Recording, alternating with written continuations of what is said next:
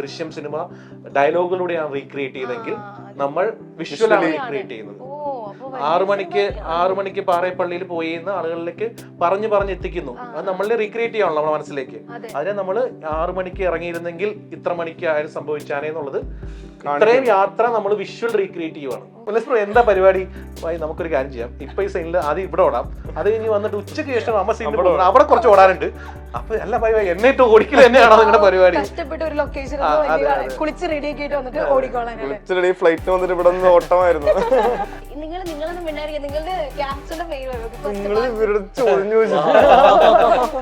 ചോദിക്കാതെ ഇങ്ങനെ പറയും വെയിറ്റ് ചെയ്യുവാണ്, ചാർജ് ചെയ്ത് നിൽക്കുവാണ്. ഈ സിനിമയുടെ മേജർ സീൻസ് റോഡാണ്, ഓട്ടം സീക്വൻസ് ആണ്. അത് തന്നെയാണ് ആദ്യം തന്നെ ജയിച്ചത്. അപ്പൊ ഡെയിലി ഓടിക്കുക എന്നുള്ളായിരുന്നു എന്റെ മെയിൻ പരിപാടി. ബാലുബ്രോനെ ഒരിക്കലും ഒരു സത്യം പറഞ്ഞ ഞാനാണ് ഇവരെ നേരെ തിരിച്ചു വെച്ച് നോക്കി. ഞാനായിരുന്നു ഇവരെ ഞാൻ ഇവരോട് ഇവരെ ബുദ്ധിമുട്ടിച്ച് ഞാനാണ് അത്. അത് നല്ല ഓട്ടമുള്ള സിനിമയായിരിക്കും. പിന്നെ ഓൾ കേരള മാരത്തൺ അതാണ് നമ്മുടെ പടത്തിന്റെ സബ്ജക്ട്. ഞാൻ തന്നെ ഡയറക്റ്റ് ചെയ്യണം പ്ലാൻ ചെയ്യുമായിരിക്കും പുള്ളി. ഞാൻ ഡയറക്ട് ചെയ്യണം നിർബന്ധം പറയുന്നുണ്ട്, അങ്ങനെ പ്രൊഡ്യൂസ് ചെയ്യണേ. അപ്പൊ പ്ലാൻ ചെയ്യുമായിരിക്കും. പ്രൊഡ്യൂസ് ചെയ്യാനുള്ള പൈസ ഒന്നും ആയിട്ടില്ല. വേണമെങ്കിൽ നിങ്ങൾ പ്രൊഡ്യൂസ് ചെയ്യണമെങ്കിൽ ഡയറക്റ്റ് ചെയ്യാം. ഹാർവിയോറ the exclusive collection of adenium plants. ഇനി നിങ്ങളുടെ വീടിന്റെ അകത്തളങ്ങളിൽ ഹാർവിയോറ അഡീനിയം പ്ലാന്റ്സ് പുഷ്പിച്ചു നിൽക്കും. വെബ്സൈറ്റ് വഴി ഓർഡർ ചെയ്ത് കഴിഞ്ഞാൽ ഇന്ത്യയിൽ എവിടെയും ഫ്രഷ് ആയി ഞങ്ങൾ അഡീനിയം പ്ലാന്റ് നിങ്ങളുടെ വീട്ടിൽ എത്തിച്ചു തരും. കൂടുതൽ വിവരങ്ങൾക്കായി ഹാർവിയോറ വെബ്സൈറ്റ് സന്ദർശിക്കുക.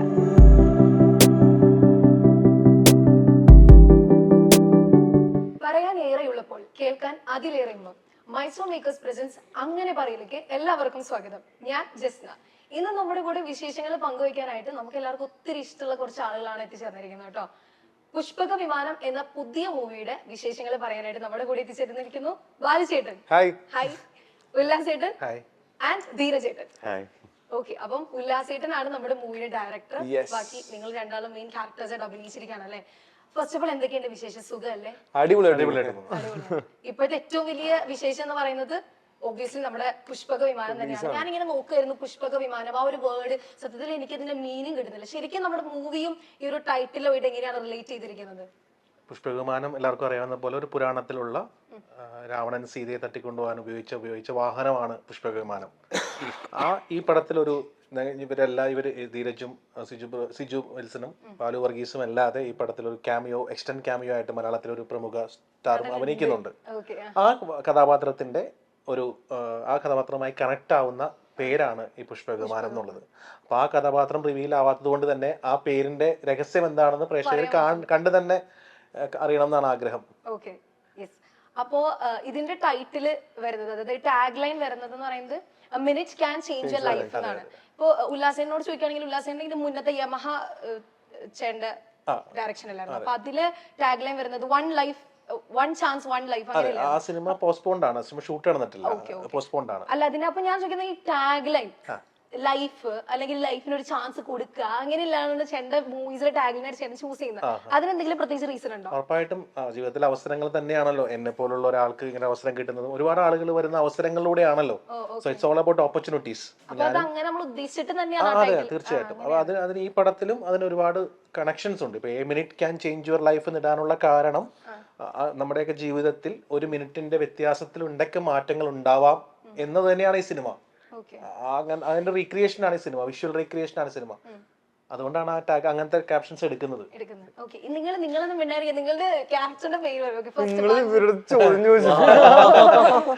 ചോദിക്കാതെ ഇങ്ങനെ പറയും വെയിറ്റ് ചെയ്യുവാണ്, ചാർജ് ചെയ്ത് നിൽക്കുവാണ്. ക്യാരക്ടറിനകത്ത് സിജു ചെയ്യുന്ന അജയ് മഹേശ്വരി എന്നുള്ള ക്യാരക്ടറിന്റെ ഒരു ക്ലോസ് ഫ്രണ്ടാണ് ഇയാള്. അപ്പോ ആഗ്രഹം എന്നാണ് ക്യാരക്ടറിന്റെ പേര്. അപ്പൊ ഇയാള് ഈ സിജുവിന്റെ ക്യാരക്ടർ അയാളുടെ ജീവിതത്തിൽ സംഭവിക്കുന്ന ഒരു ഇൻസിഡന്റും അതിൽ നിന്ന് ഒരു മിനിറ്റ് ഇതിന് മുമ്പായിരുന്നെങ്കിൽ അല്ലെങ്കിൽ ഒരു മിനിറ്റ് ഇത് കഴിഞ്ഞിട്ടാണെങ്കിൽ അങ്ങനെയാണ് നമ്മുടെ കഥ അതിനകത്ത് പറഞ്ഞു പോകുന്നത്. അപ്പോൾ അങ്ങനത്തെ ഒരു സ്റ്റോറിയിൽ അയാളുടെ ജീവിതത്തിൽ സംഭവിക്കുമ്പോൾ എൻ്റെ കൂടെ സംഭവിക്കും, നമ്മൾക്ക് എല്ലാവർക്കും ഒരുമിച്ച് സംഭവിക്കുന്നതാണ് ഈ പ്രശ്നങ്ങളും. ഇത് നമ്മൾ എന്നിട്ട് എങ്ങനെ ടാക്കിൾ ചെയ്യുന്നു, ഇതെല്ലാമാണ് പേര് പോലെ തന്നെ ഒരുപാട് ആഗ്രഹങ്ങളും ദുരാഗ്രഹങ്ങളൊക്കെ ഉള്ള ഒരു ക്യാരക്ടറാണ്. പക്ഷെ തന്റെ കൂട്ടുകാരന്റെ ഒരു സിറ്റുവേഷനിൽ നല്ല ചങ്കായി കട്ടയ്ക്ക് കൂടെ നിൽക്കുന്ന നമ്മളെല്ലാവരും ഈ സിനിമ കണ്ടു കഴിഞ്ഞാൽ നമുക്ക് തോന്നും നമുക്ക് ഇങ്ങനത്തെ ഒരു സുഹൃത്ത് ഉണ്ടായിരുന്നെങ്കിൽ എന്ന്. ഉണ്ടായിരുന്നെങ്കിൽ അങ്ങനത്തെ ഒരു വാല്യൂ ഫീൽ ചെയ്യാൻ ബാലുബ്രോന് അതുകൊണ്ടാണ് ആ പേരിട്ടത്, ആഗ്രഹം എന്നുള്ള പേരിട്ടത്. അതെ അതെ ഓക്കെ, വെറൈറ്റി പേര് ഇവിടെ കേട്ടിട്ട്. അതെ അതെ അതെ. ഓക്കെ, ധീരജ് ചേട്ടനാ? എന്റെ ക്യാരക്ടറിന്റെ പേര് ACP സ്റ്റീഫൻ ദേവ്സ് എന്നാണ്. പോലീസിന്റെ ക്യാരക്ടറാണ്. അപ്പൊ നാട്ടിലൊരു സംഭവം ഒരു ഇഷ്യൂ ഉണ്ടാവുന്നു. അപ്പൊ ഇഷ്യൂ ഉണ്ടാവുമ്പോ സ്റ്റീഫൻ ദേവസിന്നില്ല, സ്റ്റീഫൻ സ്റ്റീഫൻ അല്ല നമ്മുടെ ACP സ്റ്റീഫൻ. ACP Stephen. അപ്പൊ പിന്നെ എന്താ വെച്ച് കഴിഞ്ഞാൽ ആ നാട്ടിലൊരു സംഭവം സംഭവിക്കുന്നു, ഒരു മോശപ്പെട്ട കാര്യം സംഭവിക്കും. അത് ഇൻവെസ്റ്റിഗേറ്റ് ചെയ്യാൻ വേണ്ടിയിട്ട് വിളിക്കുന്ന ഒരു പോലീസ് ഓഫീസറാണ്. ഒരു ക്ലീൻ പോലീസ് ഓഫീസറാണ്. കട്ട് ആൻഡ് റൈറ്റ് ആയിട്ടുള്ള ക്ലീൻ ആയിട്ടുള്ള സൊസൈറ്റിയിൽ എന്ത് കാര്യം നടന്നാലും കറക്റ്റ് ആയിട്ട് നിൽക്കുന്ന ഒരു ക്ലീൻ പോലീസ് ഓഫീസറാണ്. അപ്പൊ പിന്നീട് സീച്ചയുടെ ക്യാരക്ടറും ബാലുവിന്റെ ക്യാരക്ടറും എങ്ങനെയോ അറിഞ്ഞോ അറിയാതെ ഒരു കോൺസ്പിറസിയിൽ ഇൻവോൾവ് ആവുന്നു. ഞാനും അതിന്റെ ഭാഗമാവുന്നു. അങ്ങനെയാണ് ഞങ്ങൾ കണക്റ്റഡ് ആവുന്നത്. ചേട്ടൻ ആക്ച്വലി താടി ഇല്ലാതെ വേറൊരാളല്ലേ? സാധാരണ നമ്മള് താടി ഇല്ലാണ്ടും ഉണ്ടായിട്ട് കാണാൻ നമുക്ക് സിമിലർ ആയിട്ട് വരും. പക്ഷെ ഇത് വേറൊരാള് പോലെ താടി നല്ലതല്ലേ? രണ്ടും അടിപൊളിയാണ്. ഓക്കെ, ഇനി ഇപ്പൊ നേരത്തെ പറഞ്ഞ പോലെ തന്നെ നമ്മുടെ ടാഗ് ലൈൻ ഉണ്ടല്ലോ, അതായത് A minute can change your life അല്ലേ? അതുപോലെ നമ്മൾ ഇതിനു മുന്നേ കേട്ടിട്ടുണ്ട്, നമ്മള് നിങ്ങൾക്ക് മാങ്കോടിച്ചിട്ടുണ്ട്, ഒരു ചോദ്യം മതി, അല്ല ഒരു ഉത്തരം മതി നിങ്ങളുടെ ജീവിതം മാറ്റി. അതെ, അതുപോലെ ഈ ഒരു മിനിറ്റ് എന്ന തരത്തില് നിങ്ങൾക്ക് ആർക്കെങ്കിലും നിങ്ങളുടെ ലൈഫിൽ ഒരു മിനിറ്റ് കൊണ്ട് നിങ്ങളുടെ ജീവിതം മാറി മറിഞ്ഞ എന്തെങ്കിലും ഇൻസിഡൻസ് ഉണ്ടായിട്ടുണ്ടോ? അല്ല, നമ്മളുടെ ഈ സിനിമനെ വെച്ച് പറയുമ്പോൾ ശരിക്കും അത് വേണമെങ്കിൽ ഇന്ന് വരെ സംഭവിക്കാം. ഇന്നിപ്പോ ഇങ്ങോട്ട് വരണ വഴിക്ക് ഞാൻ ചിലപ്പോൾ ഒരു മിനിറ്റ് മുമ്പാണ് ഇറങ്ങിയിരുന്നെങ്കിൽ ചിലപ്പോൾ ഒരു അപകടം സംഭവിക്കാതിരിക്കാം. അത് അത് അത് മാറിയിട്ടായിരിക്കും ഞാൻ ചിലപ്പോ കറക്റ്റ് സമയത്ത് എനിക്ക് എത്താൻ പറ്റിയത്. ബാലുബ്രോനെ കാണാൻ ഞാൻ പോകുന്നതിന് മുമ്പ് ഒരു മിനിറ്റ് ഞാൻ മാറിയതെങ്കിൽ വേറെ ആർട്ടിസ്റ്റിലേക്ക് ഞാൻ പോയാലേ ബാലുബ്രോ ഈ പടത്തിൽ വരില്ലായിരുന്നു. അങ്ങനെ സംഭവിക്കാം. ചിലപ്പോൾ ഞാനെന്ന ഡയറക്ടർ ഞാൻ തന്നെ ചിലപ്പോൾ ഈ സിനിമ ഒരു മിനിറ്റ് മാറി ചിന്തിച്ചെങ്കിൽ ഈ സിനിമ ഇപ്പൊ ചെയ്യണ്ട, വേറെ സിനിമ ചെയ്യാം. ഇറ്റ്സ് ഓൾ അബൌട്ട് നമ്മൾക്ക് തോന്നുന്ന ആ സമയത്തെ തോട്ടാണ്. അതിന് തൊട്ട് മുമ്പ് നമുക്ക് എന്താണോ തോന്നുന്നത് അനുസരിച്ചായിരിക്കും നമ്മുടെ ആക്ടിവിറ്റി മാറുക. ഞാൻ ആ സിനിമ ചെയ്യാൻ അപ്പൊ പ്ലാൻ ചെയ്താണല്ലോ ഈ സിനിമ സംഭവിക്കാനുള്ള കാരണം. നമ്മൾ അതേ സിനിമയ്ക്ക് പകരം വേറൊരു സിനിമ ചെയ്യാം എന്ന് ആലോചിച്ചിരുന്നെങ്കിൽ മാറിപ്പോയാനെ. ഇപ്പൊ ധീരജ് ബ്രോ ഈ പടത്തില് ക്യാരക്ടർ പടത്തിൽ ചെയ്യണോ, ഞാൻ ACP സ്റ്റീഫൻ ചെയ്യണം, ഇപ്പൊ ചെയ്യേണ്ടെന്ന് തീരുമാനിച്ചു പോയി, അങ്ങനെ മാറിപ്പോയി. അപ്പൊ എല്ലാം ഒരു എവറിത്തിങ് ഡിപ്പെൻഡ്സ് ഓൺ ടൈം. നമ്മുടെ ടീസർ ഇറങ്ങിയപ്പോഴും അതിനകത്ത് പറയുന്ന ക്യാപ്ഷൻസും ഡയലോഗ്സും അതാണ്, time is everything, everything depends on time. Let's see, അതാണ് നമ്മൾ പിടിച്ചിരിക്കുന്ന ഈ സംഭവം. ചില സിറ്റുവേഷൻസിൽ നമുക്ക് ആ ഒരു മിനിറ്റ് എനിക്ക് കിട്ടിയിരുന്നെങ്കിൽ, ചില സിറ്റുവേഷൻ നമുക്ക് എന്തെങ്കിലും ആക്ട് ചെയ്യാൻ പറ്റാതെ പോകും.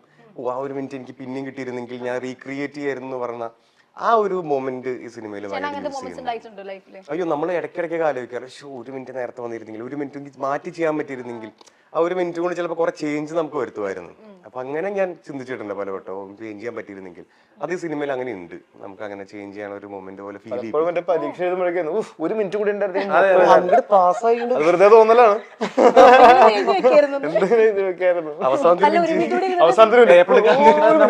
നമ്മൾ കഴിഞ്ഞ ദിവസം യൂട്യൂബിലൊക്കെ ഒരു ഇന്റർവ്യൂ കണ്ടായിരുന്നു. ഒരു കുട്ടി ഒരു മതിലിന്റെ നടന്നു പോകുന്നുണ്ട്, ജസ്റ്റ് കുട്ടി ആ ക്രോസ് ചെയ്ത് കഴിയുമ്പോഴേക്കും അതിൽ ഫുൾ ഇടിഞ്ഞു വീഴുന്നതായിട്ടൊരു വ്യൂ കണ്ടായിരുന്നു. അപ്പൊ അതൊക്കെ ഒരു ചെറിയ ഡിഫറൻസിൽ ഉണ്ടാവുന്നത് നല്ലതാണ്. ഇതുപോലെ തന്നെ ഋഷികേശിലേക്ക് പോകുന്ന ഒരു ടൂറിസ്റ്റ് വണ്ടി പോയിക്കൊണ്ടിരിക്കുന്ന സമയത്ത് ഇടയ്ക്ക് വെച്ചിട്ട് ഒരു കപ്പിൾസ് അവർക്ക് അവർ പോകേണ്ട ഡെസ്റ്റിനേഷൻ ഋഷികേശാണ്. അതിന് മുമ്പേ ഒരു സ്ഥലത്ത് നല്ലൊരു ലൊക്കേഷൻ കണ്ടപ്പോൾ അവർ ജസ്റ്റ് അവർ പറഞ്ഞു ഞങ്ങൾക്ക് ഈ ലൊക്കേഷൻ ഇഷ്ടപ്പെട്ടു, അതൊന്ന് അവിടെ നിർത്തണം എന്ന് പറഞ്ഞാൽ നിർത്തിച്ച സമയത്ത് അവർ രണ്ടുപേരും പുറത്തേക്ക് ഇറങ്ങി ആ ലൊക്കേഷൻ കാണാൻ വേണ്ടി പോയി. ഈ വണ്ടി തിരിഞ്ഞവർ നോക്കുമ്പോൾ കാണുന്നത് ഈ വണ്ടി നിർത്തിയില്ല, ആ പൊസിഷനിൽ മോളിൽ നിന്ന് വന്ന റോക്ക് വീണിട്ട് ഈ വണ്ടി മൊത്തം താഴേക്ക് പോയി. ദാറ്റ് മീൻസ് ഈ രണ്ടുപേരും മാത്രമേ രക്ഷപ്പെട്ടുള്ളൂ. എന്നിട്ട് മീഡിയ നമ്മളെല്ലാവരും ചെയ്യുന്നതായിരിക്കും ആ രണ്ടുപേരുടെ എക്സൈറ്റ്മെന്റ് ചോദിക്കാൻ പോകും, നിങ്ങളുടെ ജീവിതത്തിൽ അത്ഭുതകരമായി രക്ഷപ്പെട്ടല്ലോ. അപ്പൊ അവര് പക്ഷെ കരഞ്ഞുകൊണ്ട് പറഞ്ഞത് എന്താ അറിയാവോ, ഞങ്ങള് കാരണമാണല്ലോ ആ വണ്ടി അവിടെ നിർത്തിയത്, അല്ലെങ്കിൽ ആ വണ്ടി പാസ് ചെയ്ത് പോയാലേ അപകടമേ ഉണ്ടാവില്ലായിരുന്നു. സോ ഇങ്ങനത്തെ നല്ലതും ചീത്തതുമായിട്ടുള്ള എലമെന്റ്സുകൾ ഉണ്ട്.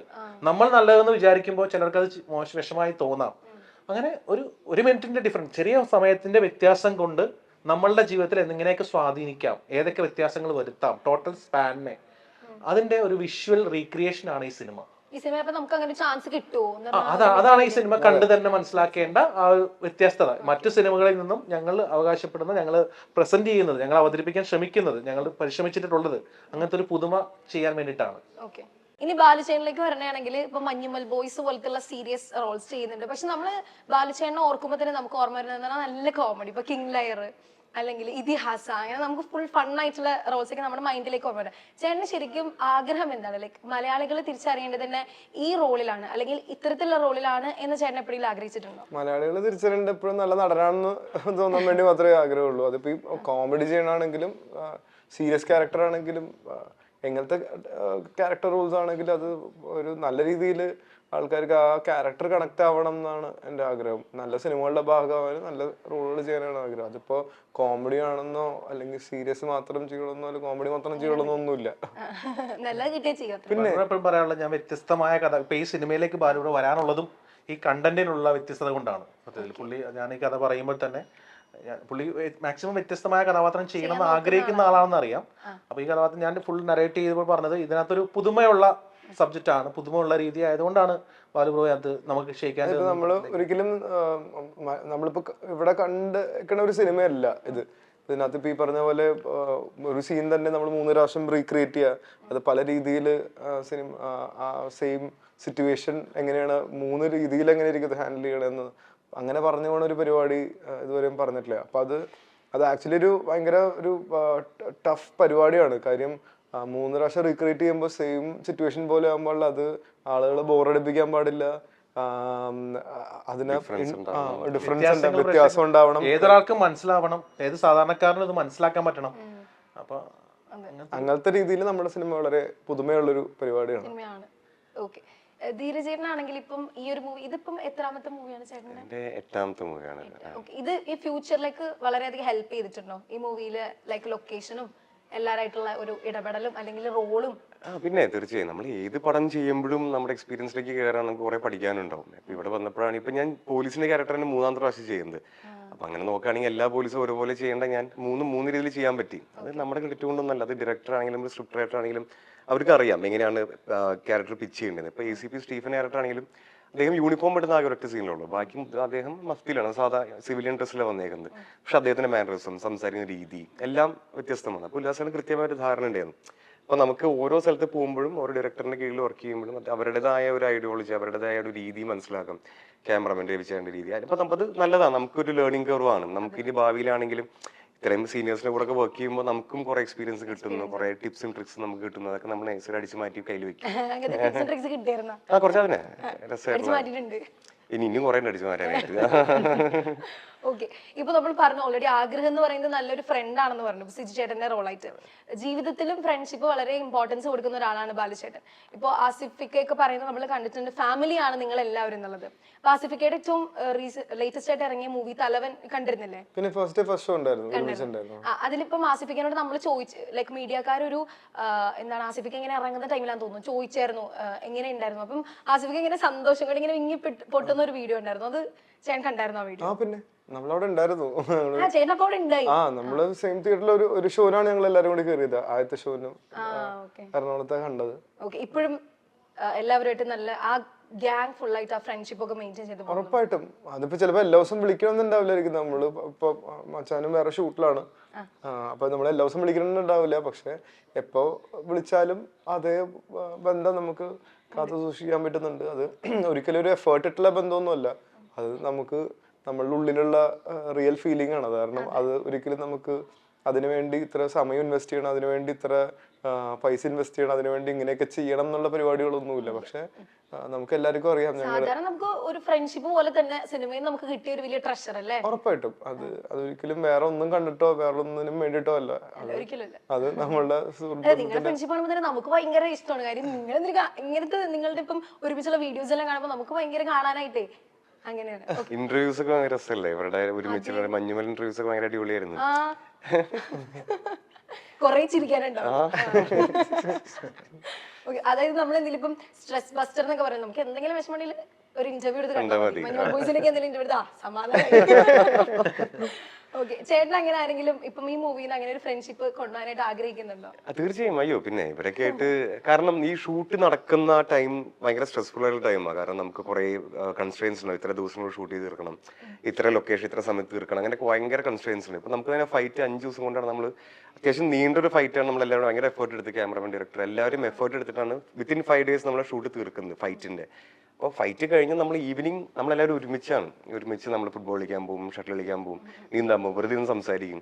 അപ്പോൾ ആ ഒരു ബോണ്ടിങ് ഉള്ളതുകൊണ്ടാണ് ആ ഡേ ടൈം വർക്കിംഗ് നമുക്ക് ഭയങ്കര രസമാവുന്നത്. അത് പ്രൊഫഷനാണ് ചെയ്യുന്നതെങ്കിലും അത് എൻജോയ് ചെയ്യാനുള്ള ഒരു അവസരം ഒരുക്കുന്നത് ഇപ്പോൾ സുചേട്ടനായാലും ബാലു ആയാലും രതീഷേട്ടൻ്റെ മോൻ പപ്പനായാലും ഞങ്ങൾ ഒരുമിച്ചാണ് നടന്നിരുന്നത്. അപ്പോൾ നമുക്ക് ആ ഈവനിങ് ടൈമിലുള്ള ആ എൻജോയ്മെൻ്റ് ആണ് പിറ്റേന്ന് വർക്ക് ചെയ്യാനുള്ള ഒരു ഉഷാർ തരുന്നത്. അപ്പൊ അങ്ങനെ വരുന്നത് തന്നെ നല്ല ആർട്ടിസ്റ്റുകളുടെ കൂടി നല്ല ടെക്നിക്കൽ ടീമിന് കൂടെ വർക്ക് ചെയ്യുമ്പോഴാണ്. അതെന്തായാലും നമ്മൾ മുന്നോട്ടേക്ക് കണ്ടിന്യൂ ചെയ്യും. ഒരു സുചേട്ടനും ഞാനും ചെറുപ്പം തൊട്ടേ ഒരുമിച്ചാണ്. ഞങ്ങൾ ഒരേ നാട്ടിലാണ്, ഒരേ പള്ളിയിലാണ്. എന്റെ ചേട്ടൻ അതിനാണ്. പിന്നെ ബാലുവിനാണെങ്കിൽ സിജു വിൽസൺ ഞങ്ങൾ ഒരുമിച്ചാണ് ചെറുപ്പത്തിലേ വന്നത്. അപ്പൊ എന്റെ കസിന്റെ ബെസ്റ്റ് ഫ്രണ്ട് ആയിരുന്നു. അപ്പൊ അങ്ങനെ ഞങ്ങൾ എല്ലാവരും അങ്ങോട്ടും ഇങ്ങോട്ടും അറിയാം. ബാലു ആണെങ്കിലും ഞങ്ങൾ ഷൂട്ടിന് കുറച്ചാൾ മുന്നേ ഞങ്ങൾ വീണ്ടും കമ്പനിയായി. അപ്പോഴേ ഷൂട്ടിന് വരുമ്പോൾ ഞങ്ങൾ അപരിചിതരല്ല, എല്ലാവരും അങ്ങോട്ടും ഇങ്ങോട്ടും അവരത് എന്തായാലും മെയിൻറ്റെയിൻ ചെയ്യേണ്ടതാണ്.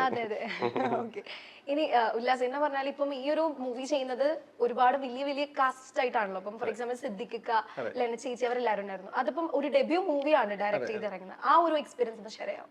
ഞാൻ പല സിനിമകളിലും മുമ്പ് അസോസിയേറ്റ് ഡയറക്ടറായിട്ട് വർക്ക് ചെയ്യായിരുന്നു.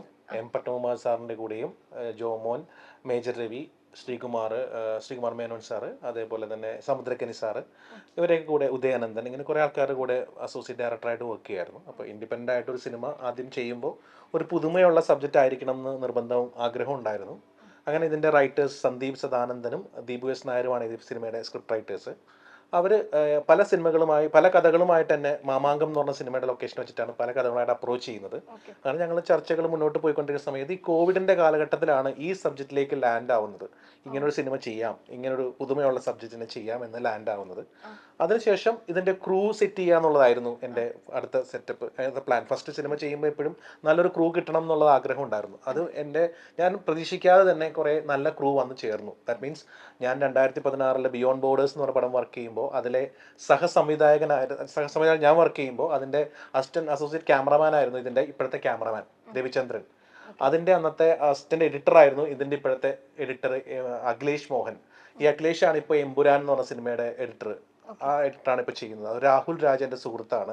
രാഹുൽ രാജാണ് ഇതിന്റെ മ്യൂസിക്കും BGM ഒക്കെ ചെയ്യുന്നത്. അതെ, ചോട്ടാ മുംബൈ, ബാച്ചിലർ പാർട്ടി, ആ ഒരു റേഞ്ചില് നല്ല സിനിമ ഇറങ്ങിയപ്പോഴേക്കാളും ഇപ്പോഴാണ്.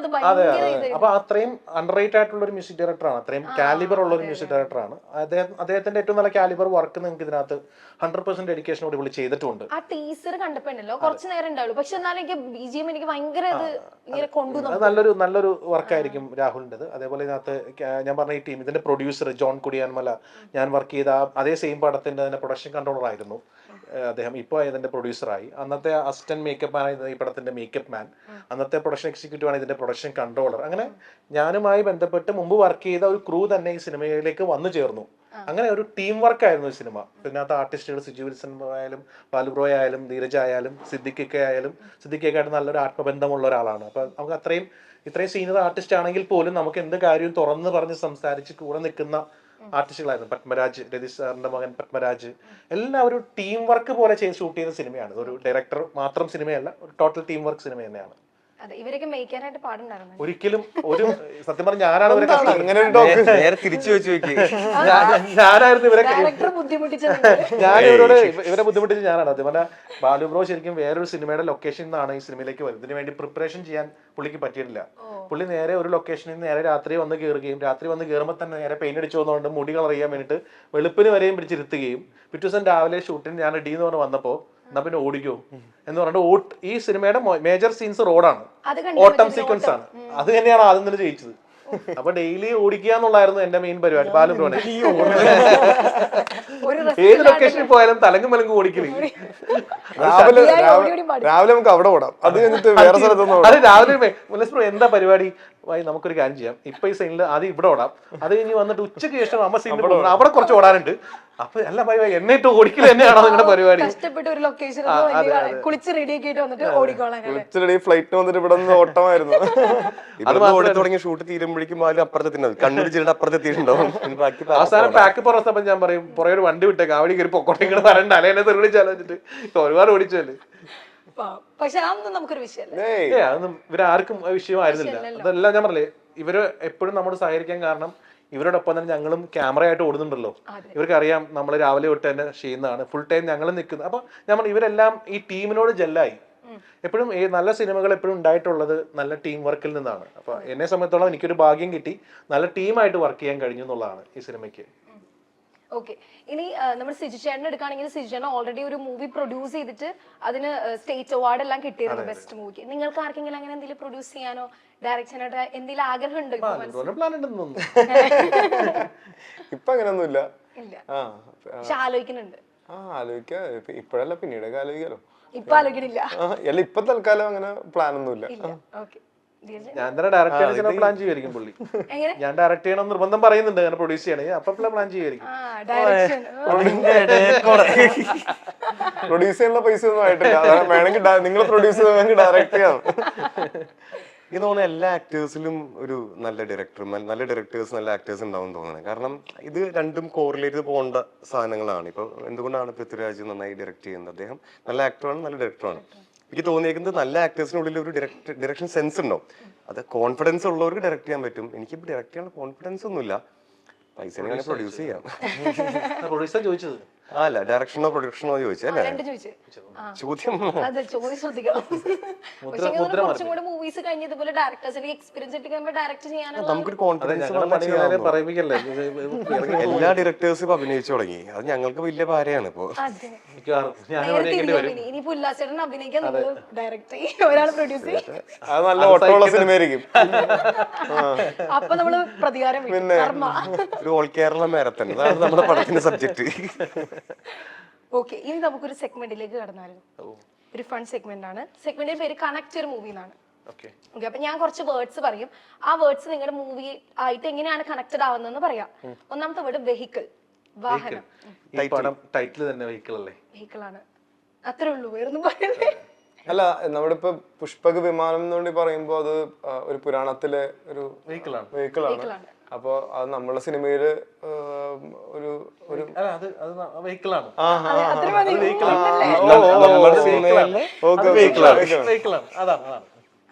അതെന്താന്നറിയോ, ഞങ്ങളിങ്ങനെ പറയും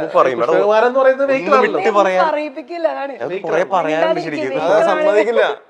ഡയറക്ടർ എല്ലാം മറ്റേ ഫസ്റ്റ് ഡേ ആൾക്കാർ തിയേറ്ററിൽ കാണുമ്പോ മൊത്തത്തിൽ ആ ഒരു സുഖം കിട്ടണം. ഒന്നുമില്ല, ഞാൻ നേരത്തെ പറഞ്ഞല്ലോ, ഇതിനകത്തൊരു ക്യാമിയോ ക്യാരക്ടർ ഉണ്ട്.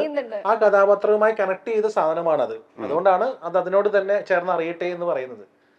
വേറെ ഒന്നുമല്ല, ആ കഥാപാത്രം അത് റിവീൽ ആകുമ്പോൾ ആ കഥാപാത്രം റിവീൽ, അപ്പോഴാണ് നിങ്ങൾക്ക് അതിന്റെ ഒരു ഇൻട്രസ്റ്റിംഗ് ഫാക്ടർ കിട്ടത്തുള്ളൂ. ഇൻട്രസ്റ്റിംഗ് കിട്ടത്തുള്ളൂ, അത് മാത്രം, അതുകൊണ്ട് മാത്രം.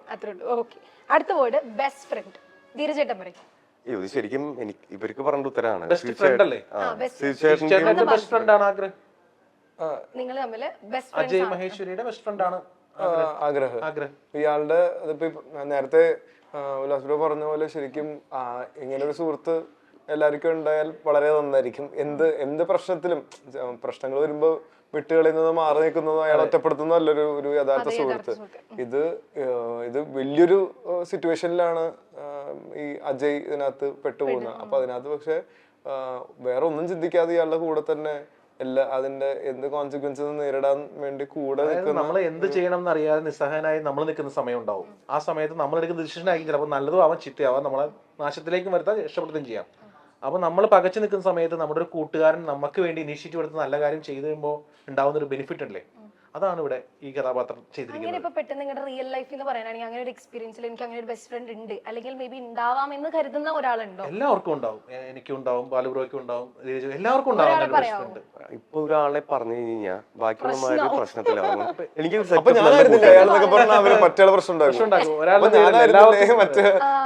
നമുക്ക് എന്തെങ്കിലും പറ്റിയ അതന്നെ അതിലേക്ക് പോണത്. എനിക്കിപ്പോ ഈ സിനിമയെ വെച്ച് സംബന്ധം എനിക്ക് അങ്ങനെ ഒരു ഫ്രണ്ട് ഉണ്ടായത് ഗോകുൽ ജീന എന്ന് പറഞ്ഞിട്ടൊരു സുഹൃത്തുണ്ട്. ടൊവിനോ പ്രൊഡക്ഷൻസിന് ടൊവിനോയുടെ മാനേജറൊക്കെ ആയിട്ട് വർക്ക് ചെയ്ത എക്സിക്യൂട്ടീവ് പ്രൊഡ്യൂസറാണ്. അപ്പൊ എന്നെ സംബന്ധിച്ചോളം എന്റെ നല്ലൊരു സുഹൃത്തുക്കളിൽ ഒരാളാണ്, ഏറ്റവും നല്ല സുഹൃത്താണ്. കാരണം ഈ സിനിമ പല സമയങ്ങളിൽ സംഭവിക്കാതെ പോകാൻ സാഹചര്യം ഉണ്ടായ സമയങ്ങളിലൊക്കെ എന്റെ കൂടെ നിന്ന് എന്നെ സപ്പോർട്ട് ചെയ്ത ഒരു സുഹൃത്താണ്.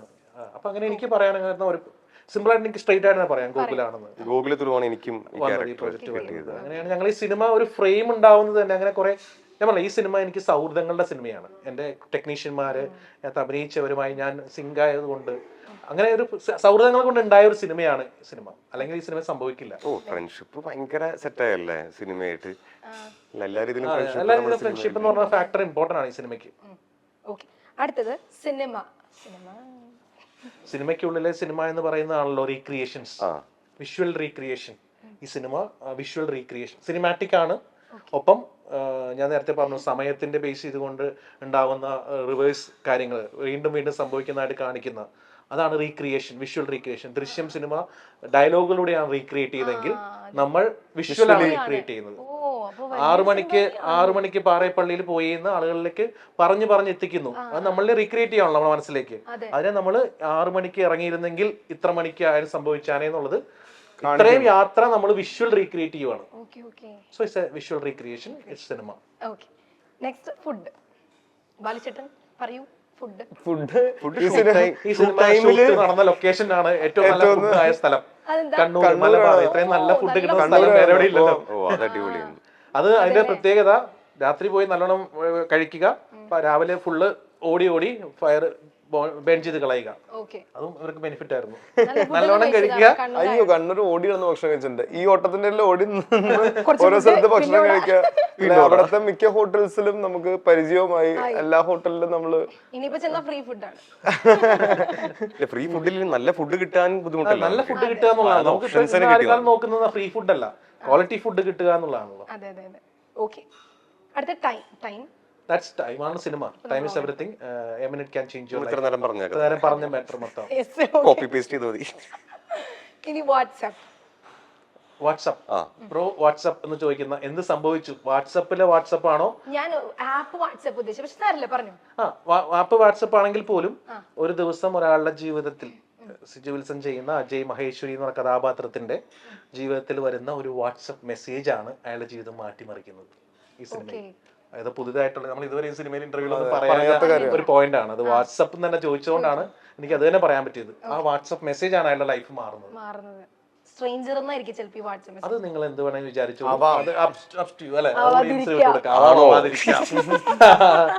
ആണോ? Okay, last one, flight. Pushpaka Vimanam. Title itself. അതെ. ഓക്കെ, ഇനി എന്താണ് ഈ സിനിമയെ പറ്റി നമ്മുടെ വ്യൂവേഴ്സിനോട് പറയാനുള്ളത്? ഒരുപാട് നല്ല സിനിമകളെ സ്വീകരിക്കുന്നത്. ഇപ്പൊ ഇറങ്ങുന്ന എല്ലാ സിനിമകളും തിയേറ്ററിൽ നല്ല രീതിയിൽ ഓടുന്നുണ്ട് എന്നുള്ളതാണ് ഏറ്റവും നല്ല കാലം. ഇപ്പൊ മലയാള സിനിമയ്ക്ക് ഏറ്റവും നല്ല ടൈമിലൂടെയാണ് കടന്നു പോകുന്നത്. ഒരുപക്ഷെ ഇതുപോലുള്ള കാലം വന്നതുകൊണ്ടാണ് എന്നെ പോലുള്ള ഡയറക്ടേഴ്സിന്, ആദ്യമായി സിനിമ ചെയ്യുന്ന ഡയറക്ടേഴ്സിന് പുതുമയുള്ള സബ്ജക്റ്റുകൾ എടുക്കാൻ നമ്മളെ ഇൻസ്പയർ ചെയ്യുന്നത്. ഇങ്ങനത്തെ ഒരു കാലഘട്ടം ആയതുകൊണ്ടാണ്. അതുകൊണ്ട് തന്നെ ഞങ്ങൾ ഈ എഫേർട്ട് എടുത്തിരിക്കുന്നത് ഒരു പുതുമയുള്ള സിനിമ ചെയ്യാൻ വേണ്ടിയിട്ടാണ്. ഞങ്ങൾ ടീം വർക്കായിട്ട് ചെയ്തിരിക്കുന്നത്. അപ്പോൾ ആ പുതുമയുള്ള സിനിമ എല്ലാവരും തിയേറ്ററിൽ തന്നെ വന്ന് കണ്ട് വിലയിരുത്തണം എന്നാണ് ഞങ്ങൾക്ക് പ്രധാനമായിട്ടും പറയാനുള്ളത്. അതാണ് ഞങ്ങൾക്ക് ആവശ്യം. മലയാളത്തിൽ ഇതൊരു അറ്റംപ്റ്റ് ചെയ്യാത്ത ഒരു ജോണർ എന്ന് പറയാൻ പറ്റില്ല, ഒരു തീമാണ് ഈ പടത്തിലുള്ള ഒരു ടൈം ലൂപ്പും കാര്യങ്ങളൊക്കെ. അത് മറ്റ് ഭാഷ സിനിമകൾ നമ്മൾ കണ്ടിട്ടുണ്ടെങ്കിലും മലയാളത്തിൽ ആദ്യമായിട്ട് കാണുന്നത് അത് തന്നെയാണ്. ഈ സിനിമയിൽ ആ സ്ക്രിപ്റ്റിലാണ് ഞാൻ അട്രാക്റ്റഡ് ആയതും അങ്ങനെയാണ് ഈ ക്യാരക്ടറിലേക്ക് ഞാൻ വരുന്നത്. അപ്പോൾ ആ ഒരു എക്സൈറ്റിംഗ് ഫാക്ടർ ഇതുകൊണ്ട് ബാക്കി മലയാളികൾക്കും ഉണ്ടാവേണ്ടതാണ്. അപ്പോൾ അത് തന്നെയാണ് എനിക്ക് തോന്നിയൊരു യൂണിക് സെല്ലിംഗ് പോയിന്റ്. പിന്നെ എല്ലാവരും ഇത് നല്ലൊരു ടീമിന്റെ നല്ലൊരു എഫേർട്ടാണ്. നല്ല രീതിയിൽ കഷ്ടപ്പെട്ടിട്ടുണ്ട് എല്ലാവരും. ഭംഗിയായിട്ട് വന്നു എന്ന് ഞാൻ വിശ്വസിക്കുന്നു. ബാക്കി നിങ്ങൾ തിയേറ്ററിൽ കാണാൻ അഭിപ്രായം പറയാം.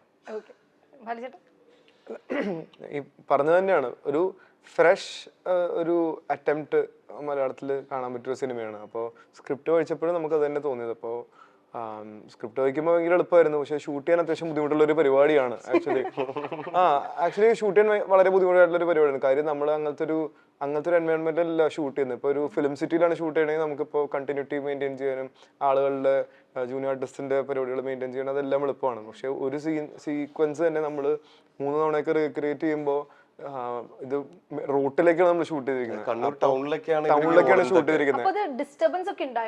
അല്ല, ഡിസ്റ്റർബൻസ് അല്ല, നമുക്ക് സഹകരിക്കുന്നവരായിരുന്നു.